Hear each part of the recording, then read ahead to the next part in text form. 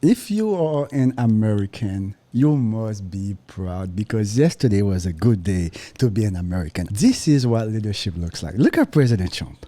Tall, walking straight. You guys remember when President Biden was falling all over? No, we don't have that here. We're here to handle business.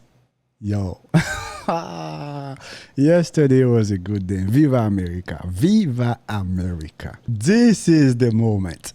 This is the moment. This is beautiful. This is beautiful. President Trump understands what America represents to the world. So, of course, President Trump is going to leverage on that to tell Putin, listen, man, I know you want a piece of America because we hot right now. We are the hottest thing right now. Let's get this deal done. And one thing President Trump made very clear. President Trump said, listen, within 2 minutes, I'm going to know if Putin is serious or if he's just playing games. And obviously, the meeting lasted over 3 hours. So you can tell there was serious negotiation happening in the meeting. At overnight, Ukrainian President Volodymyr Zelensky and President Trump both confirming that Zelensky will travel to the White House on Monday for an Oval Office meeting. The two leaders held lengthy phone calls late last night following the historic summit with Russian President Vladimir Putin. In less than 12 hours after President Putin left America, President Trump already scheduled a meeting with Zelensky, even though I don't like Zelensky.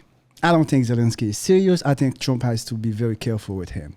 However, the fact that with less than 12 hours after President Trump finishes his meeting with President Putin, he's like, okay, Zelensky, come to Washington. Bro, come on, man. Come on. Come on. Give credit where credit is due. Give credit where credit is due. At the end of this video, I'm going to show you guys what the Democrats are saying. It is laughable. It is laughable. The Democrats are saying President Trump wasted his time. The Democrats are saying this meeting President Trump had with President Putin yesterday could have been an email. That's how insane these Democrats are. Yeah, Zelensky says he received positive signals from the U.S. on guaranteeing security for the country. That's right, and it comes after Trump and Putin met in Alaska yesterday for a very rare face-to-face negotiation. The president describing the high-stakes meeting with Putin as a 10, and then posting to Truth Social this morning saying, quote, it was determined by all that the best way to end the horrific war between Russia and Ukraine is to go directly to a peace agreement and not a mere ceasefire agreement, which oftentimes do not hold up. Joining us with the latest on the summit is Rebecca Castor. She's live from Washington with the details. Good morning, Rebecca. Charlie, good morning. For now, Trump is sharing very little details on what he discussed with Putin to not disrupt the deal as he's making it. It all started yesterday with B-2 bombers and fighter jets flying over the world leaders on the tarmac in Alaska. Viva America. Opportunity for the U.S. to show off our military strength. Putin and President Trump met for about 3 hours and say many details regarding Ukraine were agreed to, but they're not there yet. Yo, President Trump is a gangster. President Trump is a gangster. President Trump said, Putin, by the way, while you're here, let me show you what we can do. Yo, President Trump is a gangster. Putin did, however, make this stunning admission. Today, when President Trump saying that if he was the president back then, there will be no war. And I'm quite sure that it would indeed be so. President Putin said it himself. Now, President Trump has been saying that for years. President Trump has been saying, listen, if I was the president, there would have been no Ukraine war. Of course, the Democrats, they say, President Trump is just talking a bunch of BS, right? That's what the Democrats said. Even President Putin is admitting, if Trump was in power, of course, I would have never invaded Ukraine. President Biden was the weakest president we've ever seen. Even putting president in front of Biden sounds weird because he was the weakest president we've ever seen. And now we are seeing the opposite of President Biden. We're seeing real leadership. We're seeing real negotiation. Viva America. I can confirm that. I think that overall, me and President Trump have built a very good, businesslike, and trustworthy contact. Then President Trump then responded to Putin's confession. I was very happy to hear him say if I was president, that war would have never happened. I see everyone saying worst since World War II by far. There's nothing even close. But we had a very good meeting today, and I think a lot of points were negotiated. Biden is to blame for all these people dying in Ukraine. Not only because Biden was a weak president, Putin invaded Ukraine, but also, if Biden was not president, Zelensky knew he wasn't gonna be talking that joining NATO BS, because again, there is absolutely no reason. It is impossible for Ukraine to join NATO. This should never happen. So that's why President Trump knew Putin would have never, ever done that. Putin's profession comes as Trump tells Fox's Bret Baier that Chinese President Xi Jinping assured him that he wouldn't invade Taiwan during his term.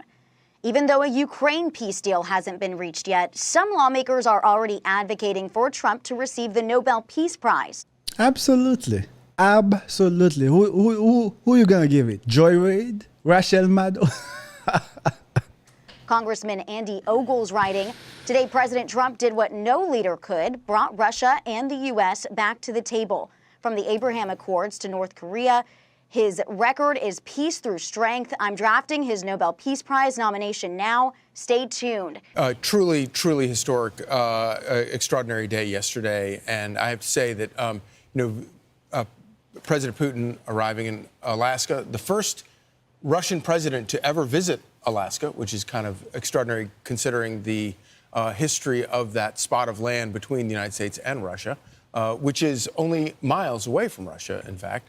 And for him to land there in a moment from what you're seeing on the screen right there, as they're about to mount the stage, is when that B-2 bomber with the F-35s come roaring over. And you have to think there was a moment there where Putin was wondering, okay, wait, what is about to happen here? Right. Trump is a gangster. You also can imagine that President Trump, who is very aware of how things look. Yeah. He's a producer at heart. Yes. And so you mentioned, the bombers coming over, looking at that right now. But also the first thing I noticed was, one, President Trump made Putin walk towards him. Okay.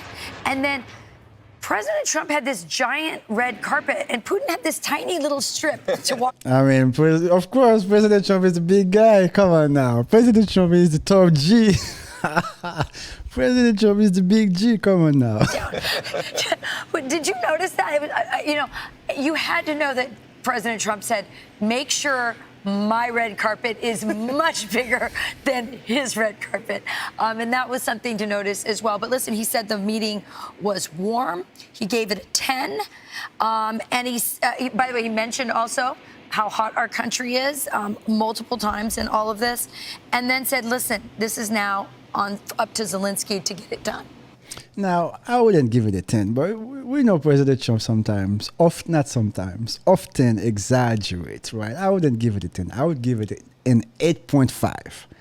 I would give it an 8.5. The reason why I'm not giving it a 10, just because Putin did not agree to ceasefire immediately. So just because of that, I'm not going to give it a 10. Yeah, and when President Trump, obviously, he sat down with Sean Hannity and talked about this pretty much at length. I was on standby for the show, so I got to see it almost in real time.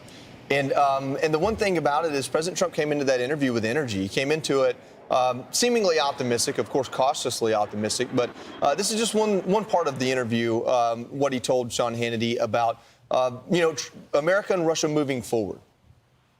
I always had a great relationship with President Putin, and we would have done great things together in terms of, their land is incredible. The rare earth, the oil, gas, everything, it's incredible. It's the largest piece of land in the world. This war should never have happened. A lot of wars should never have happened. He drove China and Russia together.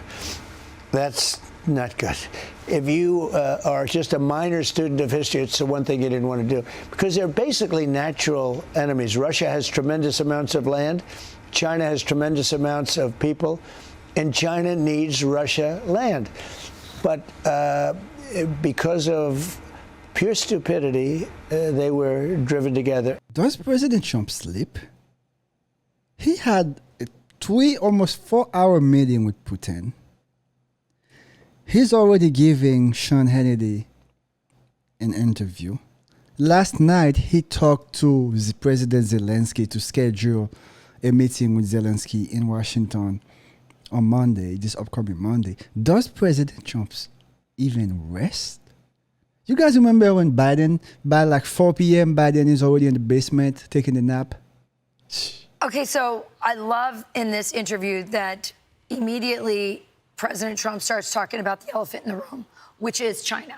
Yeah. The real enemy of America in this situation, and the irony that this war has brought these two together. But before we dissect the China part, which I think is eminently important, let's talk about the fact that this interview with Sean Hannity, our own Sean Hannity, happened minutes after this In the meeting. same room. In the same exact room. same spot. Think about the lack of transparency and sort of just press conferences and everything else from the last administration. Here we have President Trump almost opening us up into this entire situation, giving us full access until they get in the meeting, then minutes after talking with Sean Hannity and breaking down what happened as much as was possible without blowing up the deal. In fact, Charlie, at one point he said, I really shouldn't have had this interview with you.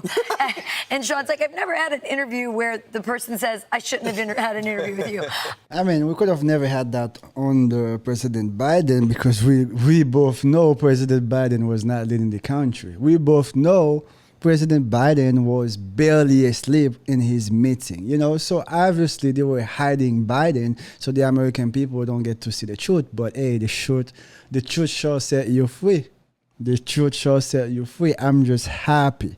America is actually finally able to move forward in the right direction. I'm just happy. And that's why it is critical. It is critical for Republicans to make sure the next elections coming up, the Democrats should not even have a chance.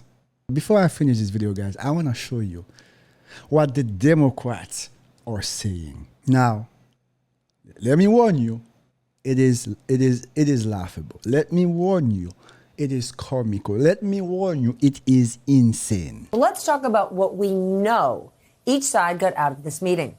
Vladimir Putin got to set foot on American soil for the first time in a decade. He got the full red carpet treatment. He got a perfect photo op at a U.S. military base and a warm greeting from the President of the United States of America, complete with a private one-on-one time with Trump in the presidential vehicle, smiling during the ride. So what did our president, what did Donald Trump get out of this 3-hour meeting with Putin? Well, from the very short news conference we got afterwards, it sounds like not very much. Are you guys listening to this? Are you guys listening to this? She said not very much. When in less than 12 hours after the meeting, President Trump is already having a meeting scheduled with Zelensky on Monday. That shows there was progress made in that meeting with Putin and they are moving forward towards peace. And keep in mind, President Trump has not been in office for even 9 months.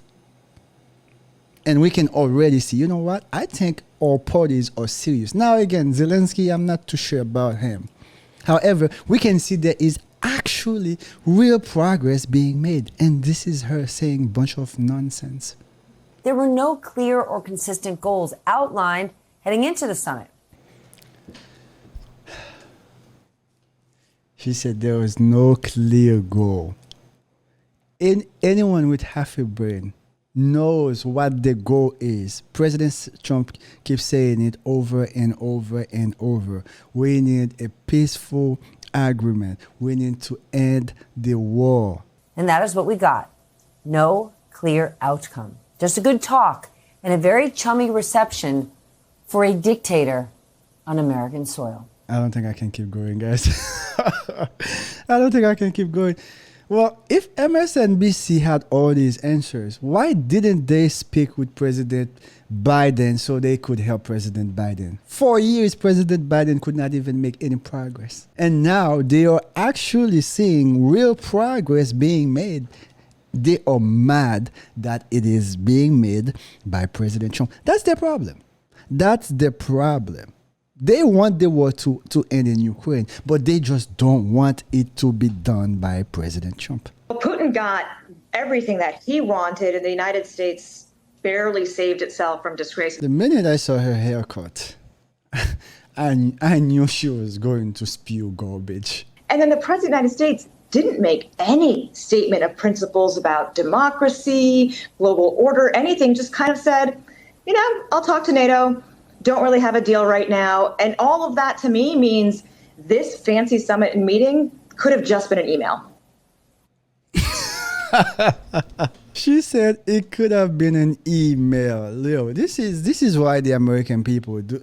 This is why the American people do not take those MSNBC, CNN, those fake news media. That's why the American people don't even listen to them anymore, because they are not serious. That beautiful day, that beautiful display of American strength we just saw President Trump did yesterday, she said could have been an email. Yeah, bomb clad. Anyway, guys, as always, thanks for watching. If you have not subscribed, if you have not subscribed, go ahead and hit that subscribe button. Leave a comment. Let me know what you think, and let me know what you think. How you think the meeting is gonna be on Monday with Zelensky? Zelensky is. I have a bad feeling about him. I don't think he really wants the war to end. I think he just wanna remain in power. But hey, only time will tell. And you guys let me know, man. Let me know if you think the meeting on Monday, President Trump and Zelensky in Washington, D.C., if you think it's going to be a good meeting. And we shall see. You guys stay safe. Have a wonderful weekend. God bless.